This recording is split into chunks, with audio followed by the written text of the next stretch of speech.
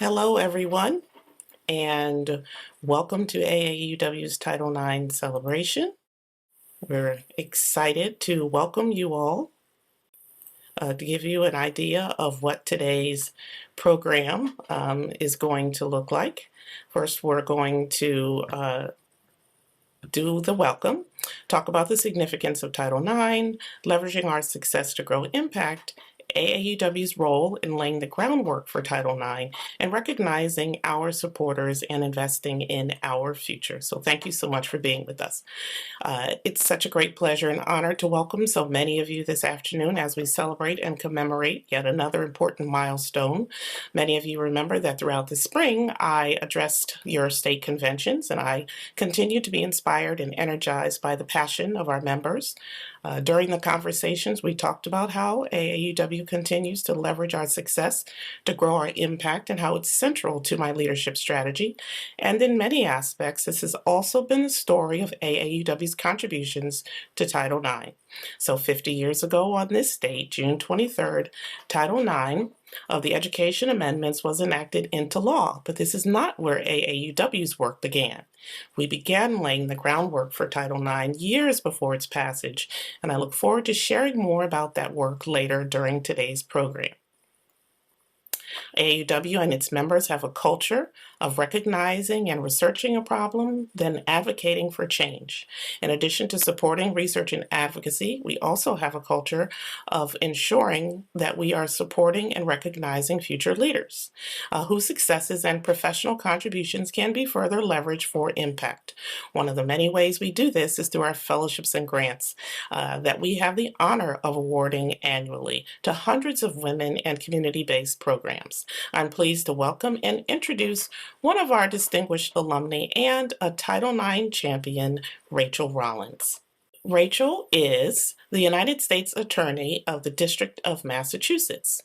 She was nominated by President Biden on July 26, 2021, and confirmed by the Senate later that year. She is the Chief Federal Law Enforcement Officer for the District of Massachusetts and the first Black woman to hold that position. Prior to her confirmation, Rachael served as the Suffolk County District Attorney for 3 years and was the first woman to ever be elected DA in Suffolk County and the first woman of color to ever hold the position of DA in the Commonwealth of Massachusetts. So Rachael has been many firsts. She previously served as Chief Legal Counsel to the Massachusetts Port Authority and served as General Counsel for the Massachusetts Department of Transportation and the Massachusetts Bay Transportation Authority. She also was an Assistant U.S. Attorney for the District of Massachusetts, serving in both the civil and criminal divisions. We are so pleased to count Rachael as one of our distinguished alumni. She also received an AAUW Selected Professions Fellowship in 1996. So welcome, Rachael. We are so excited to have you with us here today. I can't tell you how pleased I am that you're able to join us, despite what I know is an incredibly busy schedule. But we want you to know that we remain incredibly proud of your many accomplishments. So you've been a longtime champion of Title IX, even before your legal career. And I know that it's had quite an impact on you, both personally and professionally. So talk a bit about why Title IX is important. Yeah, I'd love to. And thank you so much for letting me have this conversation with you. Title IX is important generally just because it stands for equity on the basis of sex, which is important, right? It's personally responsible for everything I feel like I've accomplished as a lawyer. I'm sitting here right now as the United States Attorney for the District of Massachusetts. Prior to that, I was the elected district attorney, first woman to ever win that election. Although that was not Title IX based, like when we don't see women in leadership, when we don't see ourselves in leadership roles, there is something that happens where we believe it's not possible that we can do that. And so in my younger years, I'm 51 now, when I was a freshman in college, the women's lacrosse, volleyball, and tennis teams were cut at UMass Amherst, where I had a scholarship to attend college. They honored my scholarship, but they cut our team, and our men's football team didn't lose a single scholarship. They had 75 full scholarships and were mediocre at best. And ultimately, we asked for a meeting with the athletic director. He didn't have time. We, as the female athletes, we got a lawyer, and miraculously, he found time. And under the threat of a Title IX lawsuit, we got all three teams reinstated. It was in that moment that I knew I was going to be a lawyer. And, I'd like to say the rest is history. That's great, and I think your particular story sort of brings up the challenges of the implementation of Title IX over the years. It's really interesting when you talk about that impact that it had on you academically. Has there been any additional impact when you think about your professional career? Yeah, I mean, we've seen Title IX shift from back in the 1990, right, in the 90s, where it was mostly about athletic team access. As far as, are you going to have as many women's teams as men's teams, right? There needs to be a parity there.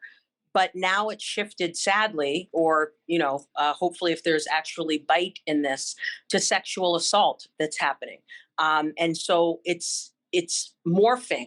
And even this morning, President Biden announced some changes. He was going to revoke some mandates under the previous administration regarding sexual misconduct investigations, right? So we see even today on the 50th anniversary that Title IX is evolving and shifting and changing. And for example, President Biden is looking to extend beyond simply sex, extend that to sexual orientation and gender identity. Now, of course, that hasn't happened yet, but it's a good signal that we are going to be including that, and also looking at what the standard is going to be for these investigations, whether it's clear and convincing, which is, another word for about 75%, or a preponderance of the evidence standard, which is about 51%. So those are things that they're looking at changing in some of these investigations. That's great. And of course, it's probably no coincidence that the new regulations were announced today on the anniversary of, the 50th anniversary of Title IX. And thank you for elevating that, because it's really important. We have to take a look at, are we really addressing, so many of the things that were put in place during the DeVos years, and, how are we going to be moving forward? Because one of the main challenges of Title IX throughout the years has been this implementation piece, and ensuring that people are aware of their rights, and that those on the ground have the proper tools to ensure that that fairness does take place. So thank you for that. I mentioned earlier that we are really proud to count you among our AAUW alumni. Can you talk a bit about what AAUW support really meant to you at that time? Absolutely. So I was a struggling law student. I had gone to, as I said earlier, UMass Amherst on a lacrosse scholarship. So I didn't have any student loans in college, which is wonderful. And then I had gotten a partial scholarship, about a 50% scholarship to go to law school, but I was responsible for the other 50%. And I worked really hard to make sure not only that I did well in law school, but I was going to try to graduate with as little debt as possible, because I wanted to be able to, choose authentically the work that I wanted to do, and not sort of have to take jobs where the salary was such that I could afford to live, right? I wanted to do the work that I found was important. And when I was, that would have been my 2L year in law school, I applied for an AAU fellowship, and it is not only prestigious because of how exceptional your organization is, but there was a really big check that came with it too, right? So I was able to fund the majority of my 2L year with the money that I got from you, which, you have to remember, it's not just the pride that I got to feel to put on my resume that I was an AAU fellow, but there was a real tangible, you know, deposit, quite frankly, into my bank account that I was able to pay for my second year of law school because of you. And which I still graduated with a little bit of debt, but much less than I would have had you not helped. And it's that level of access that's really important for women, period. But certainly, at that time, there weren't as many women of color going to law school, and the financial cost of that is a real barrier to some individuals. And I was one of them. So I mentioned in my introduction of you, which, by the way, I know it was quite incredible, but definitely I could have gone on for quite a bit longer in talking about your many accomplishments. But the fact that during your career you have been the first, and as someone who was one of those women who stepped into that position and broke that glass ceiling as being a first, what has that meant to you? Yeah, it is. It's really surprising that even in 2022, we are still seeing glass ceilings being shattered. And I am proud every time I see that. But it's also just, it's sad that we are still fighting the fights that our, you know, mothers and grandmothers and aunts and cousins and loved ones were fighting decades ago. So I'm proud that I'm the first woman to ever be elected DA in the history of Suffolk County, which includes Boston, Massachusetts. But that's sad, and I will not be the last, I promise you. Who There's not going to be another woman in this iteration because there are two men running to fill the seat that I just vacated. But Massachusetts is one of the two oldest U.S. attorney's offices in the country, in the United States of America. Virginia and Massachusetts were the first two U.S. attorney's offices opened in 1789. And I am the first Black woman to ever be U.S. attorney in the history of Massachusetts, and only the second woman. There have been well over 50, and only two of them have been women. That's unacceptable. We are brilliant. We are, just as, if not more, hardworking than our male counterparts. We bring a really important lived experience and lens to the work that is done in the federal government and in our local government and in private industry. And we deserve several seats at the table, And one of my favorite quotes is, "When there are nine," which Ruth Bader Ginsburg was famously quoted as saying when asked, you're a woman on the Supreme Court, and now, this is great. And now haven't we reached, when will there be enough? And she replied, "When there are nine." Because nobody cared when there were nine men, right? Like, so, and I don't think she was joking. I think she understood it sounded funny, but let's all pour a little bit out for Ruth right now because we miss her. But, I will tell you, it's really, really important to make sure that we continue breaking glass ceilings, because I'm 51. I want my 18-year-old daughter and my 13-year-old niece and my 9-year-old niece to have a better life and opportunity and access than I had in the times that I was here. So it helps. And I'll end with, it's a good story, but we have to make sure we're taking care of ourselves, because when you shatter a glass ceiling, that's those shards of glass cut. I know it's a metaphor, right, or a simile. You know what I mean, but it's something, right?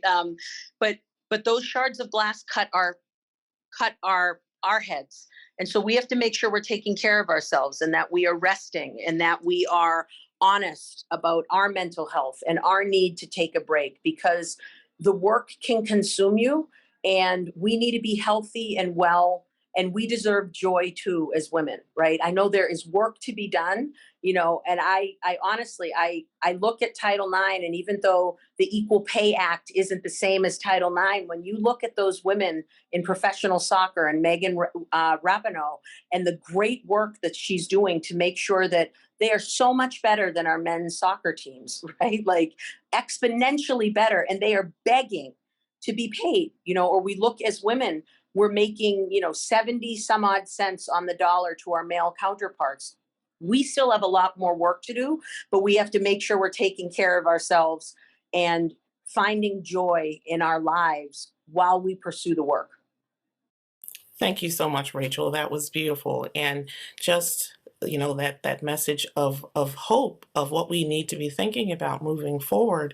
And I want to say, I mean, that shattering the glass ceiling is one thing, but as a woman of color, we have to go through those concrete ceilings. And That's right. when you go through that concrete ceiling, you can really take a beating. And so I thank you for being a first on multiple occasions and the hope that you give to the women and the girls who are coming behind you. And I really thank you for spending the time with us to share your inspirational story as we celebrate the 50th anniversary of Title IX. Thank you so much. You bet. And I send that right back to you. So keep up the great work. And anytime you guys call, my answer is always yes, because you helped me get to where I am today. So be well. Absolutely. Thank you so much. Bye. Alrighty, bye-bye.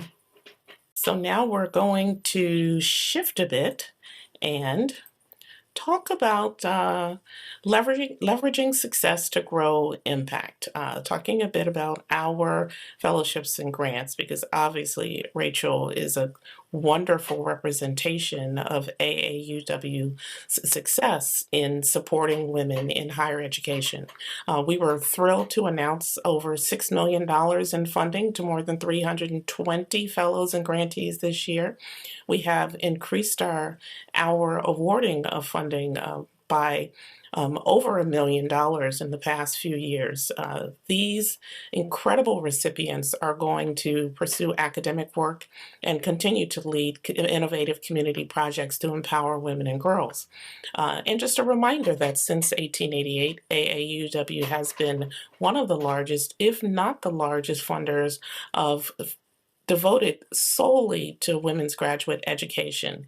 And we really have invested in women who go on to change the world. So the awards that we give out are really investments in the future for all of us. And Rachel certainly is one of the many alumni whose successes continue beyond that fellowship year, and they continue to be leveraged for impact on Title IX and beyond.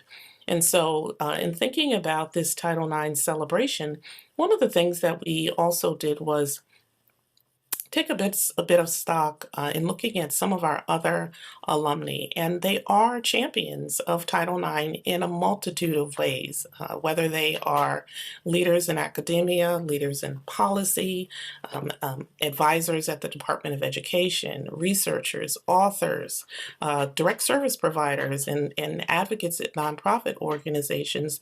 They really do span an incredible thread of work across Title IX. And so as we look to the future, we know that there is so much more work that needs to be done for Title IX, but we also have to take a look back and remember and honor our history, because AAUW did play an important role in the passage of Title IX.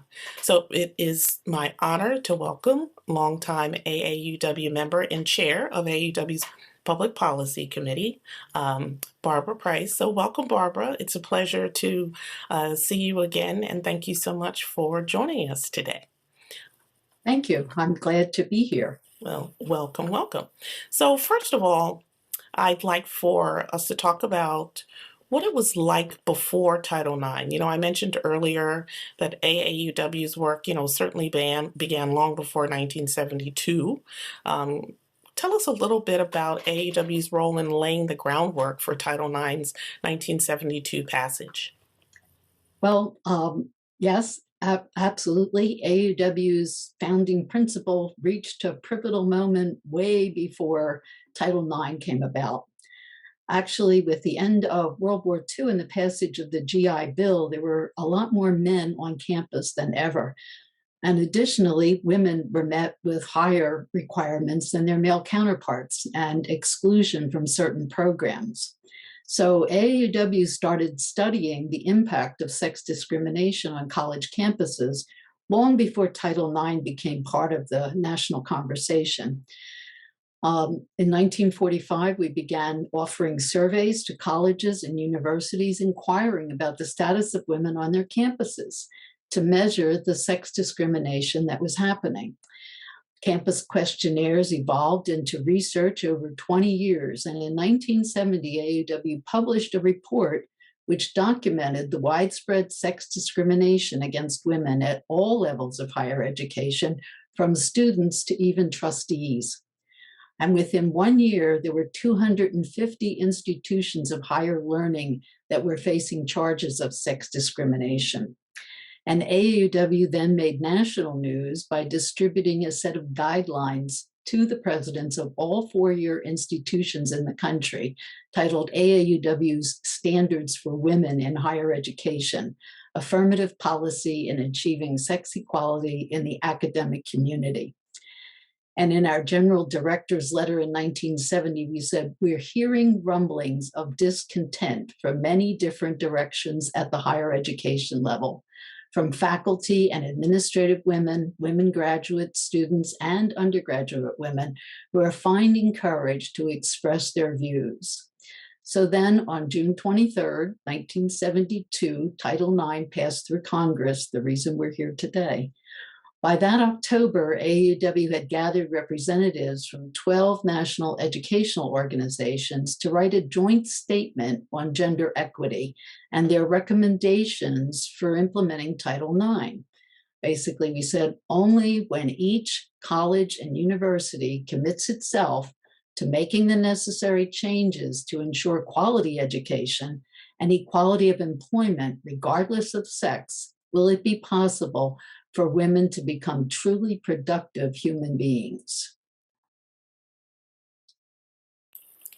Thank you so much for sharing that. I think it's important that we elevate and uplift the role that AAUW certainly played in the passage, in the culmination of the passage of Title IX, because so many people think that, it just happened in 1972. This miraculously happened, but laying the groundwork certainly started so many decades beforehand. And so in the conversation with Rachael, we certainly heard how critical Title IX enforcement is. Did it really start off that way?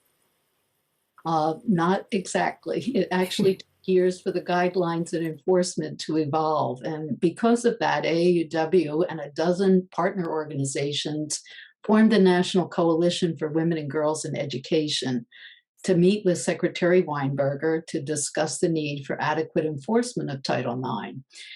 This coalition continued to guide the Department of Education and hold them accountable to the promise of Title IX in the formative years. Federal enforcement regulations were not actually written until 1974 and did not become effective until 1975. But AAUW continues with the coalition to work and over the past 50 years to continue promoting Title IX. Thank you. I think it's really important to talk about how those guidelines for enforcement were manifested, because it's not just about having the legislation passed if nothing happens afterwards to make sure that the implementation takes place. That's really, really critical, and it's something that we continue to keep our eyes on, even as the updated regulations were announced today.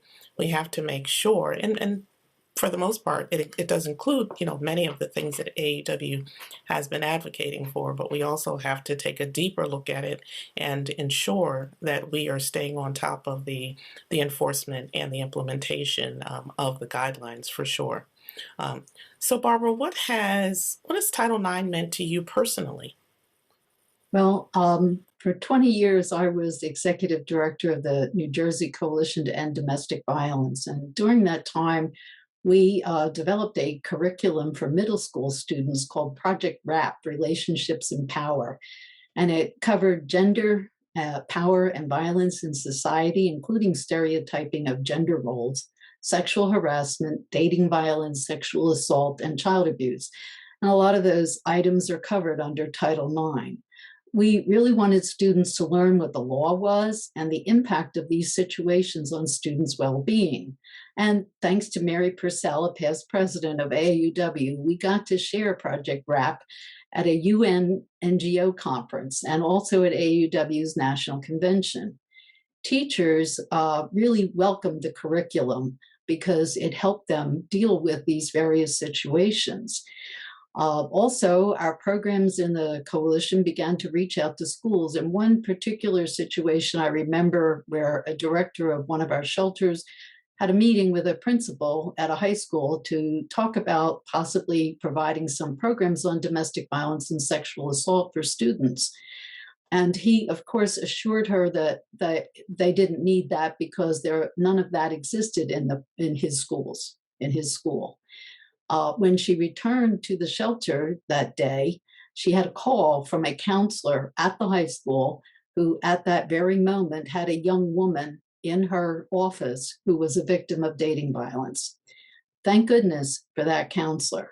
But it does make you wonder that if they had Title IX guidance on how to handle such situations, if they even had it, because the principal obviously didn't think any of that happened. Do you have any experiences with Title IX that you'd like to share, Gloria? Well, one of the things that I can definitely say about Title IX is having, you know, uh, daughters in particular who played sports. One who was a student athlete when she was in college, as a matter of fact, and also just knowing that on in many respects that participation may not have been possible without Title IX. Without the assurance and the reassurance that there is space for women's athletics on college campuses, and that the equity in treatment is something that particular for young girls of color, they would not have had as many opportunities. So that's been, that was really a great experience. And then also knowing that Title IX is not just about athletics. It means much more than that. And seeing how on the college campuses how that plays out, and living it, through my own children and their college experiences as well. So can you talk a bit more about how Title IX, although we talk so much about it being about athletics, and the fact that it's much more than that, Barbara? Yes, we've made a lot of progress, obviously, with the athletics. When you look at some of the numbers that show how few women played sports back in, before Title IX came about, and how many are playing sports now. But while there is the access for athletics has greatly improved, but we also have to have access to education that's free from sexual assault and harassment. And it also affects some other areas, including pregnant, parenting, or married students, harassment based on sexuality and gender identity, recruitment, admissions, and housing, STEM education, student health services and insurance benefits, and a whole lot more. It really covers a lot of issues.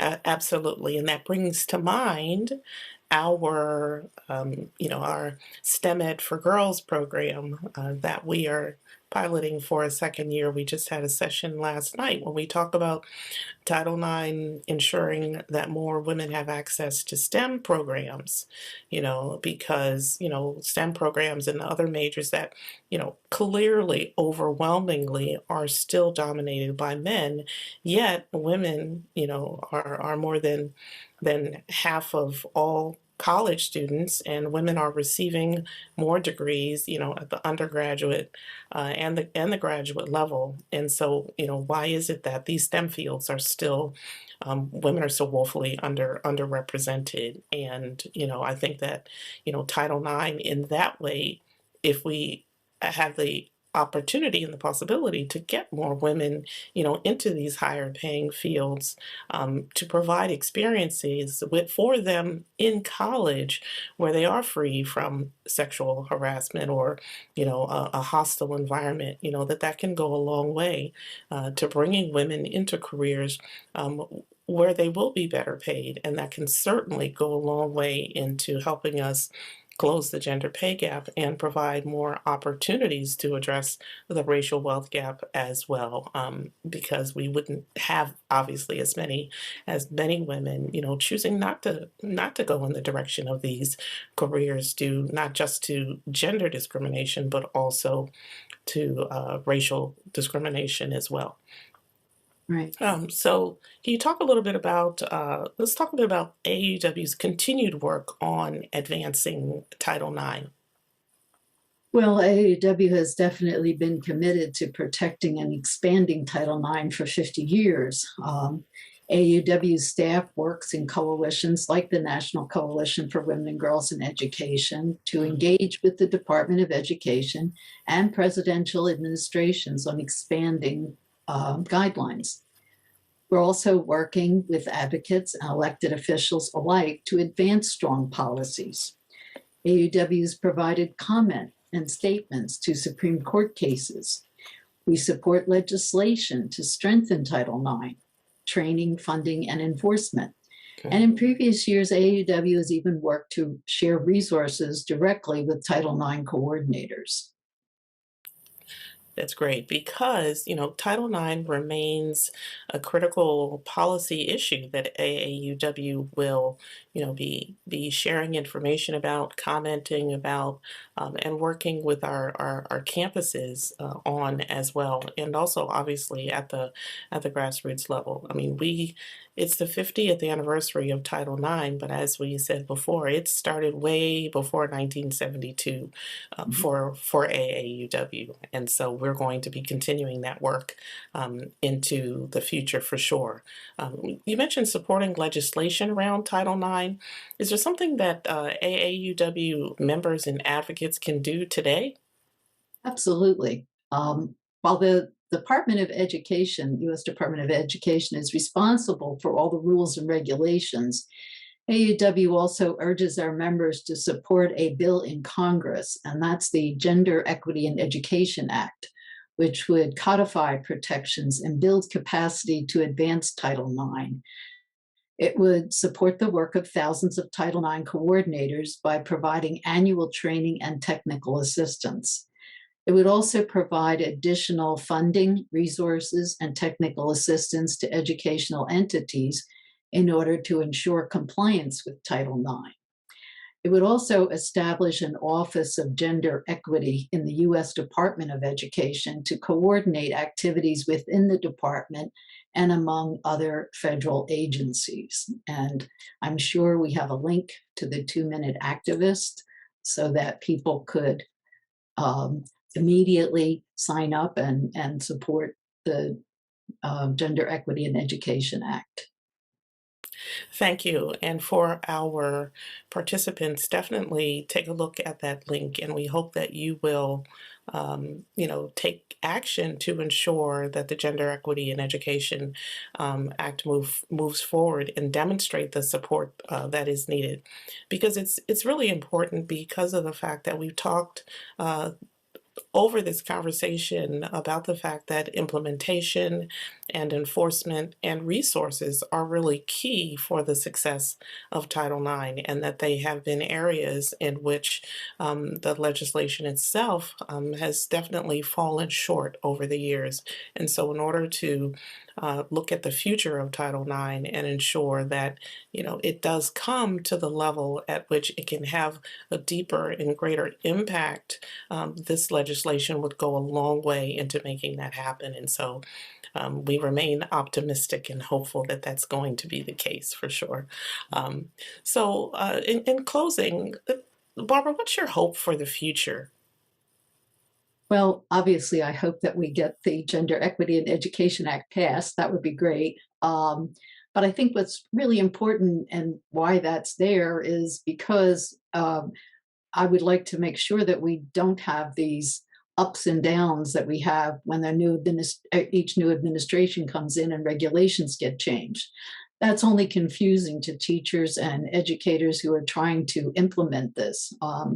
And then the funding is also important because so many schools have experienced so many cutbacks.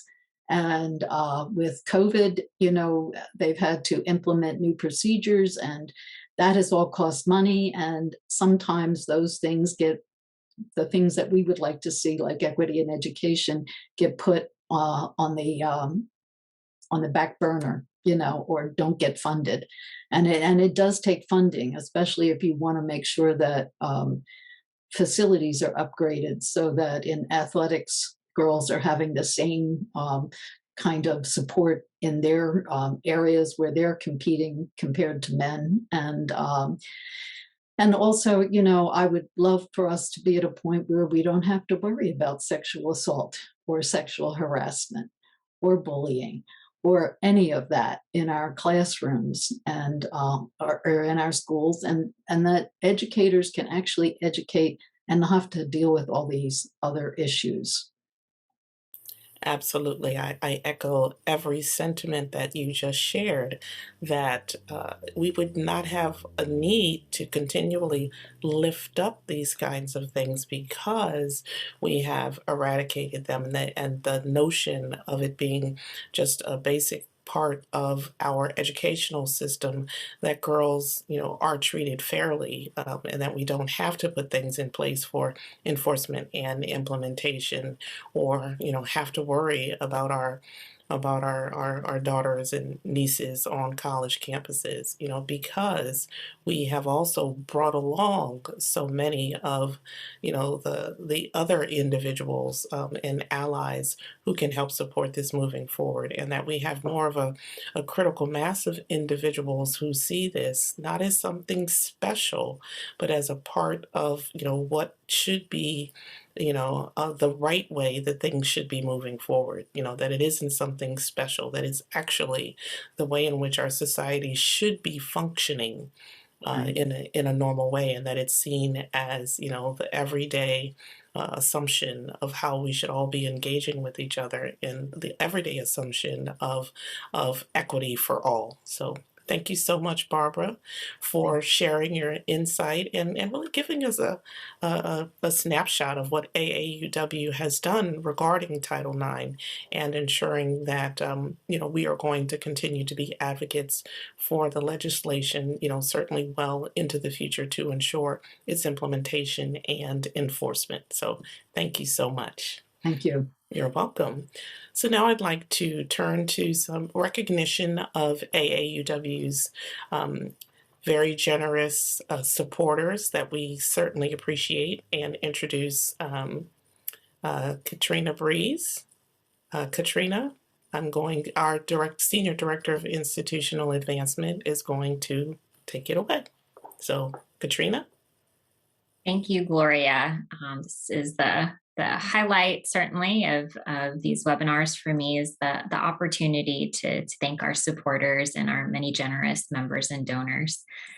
And so as we wrap up today's program, I want to give my sincerest thanks and gratitude to our fiscal year 22 champion level donors, our new Legacy Circle members, as well as the branches and states currently participating in the 5-star program.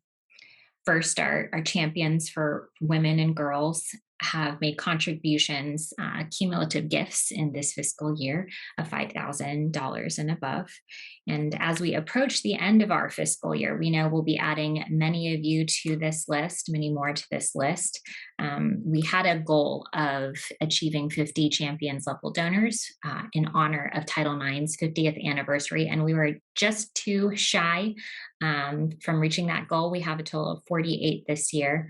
I am confident throughout the course of this month, and we've just got about a little over a week left in this month. We'll be adding more names to this list, but in the meantime, we are so grateful for the support that this very generous group of individuals, members, and supporters have given to us this year.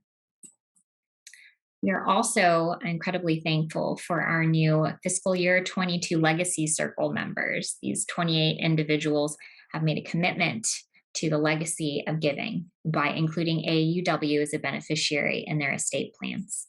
And to learn more about how you can be a part of this group of over 700 AAUW members, you can visit our website at aauw.org/legacy. I'll put it in the chat.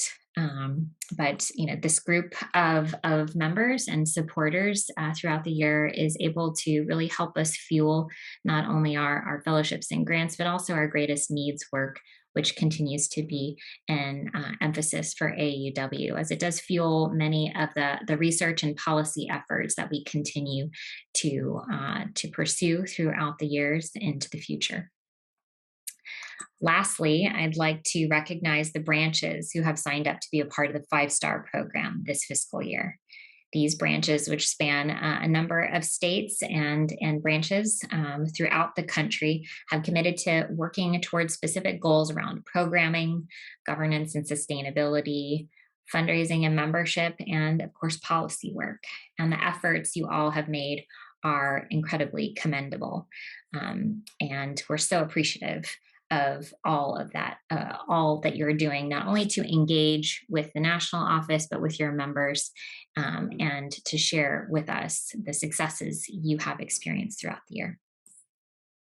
During the Spring State Convention season, we have encouraged you all to make gifts to greatest needs and make gifts of $50 or more in honor of the 50th anniversary of Title IX. And as we close out our fiscal year, we are looking forward to taking note of all of those branches and affiliates who have participated in this campaign effort, and are looking forward to recognizing those branches and states on our anniversary landing page. And if you haven't had a chance to visit our website and take a look at our anniversary landing page, we certainly encourage you to do so and share more within your branches to those in your community, so that if there are those who don't know about Title IX, the history, and of course AAUW's legacy and contributions, and our members' legacy and contributions to Title IX, we hope you'll share the link, and we can also drop that in the chat.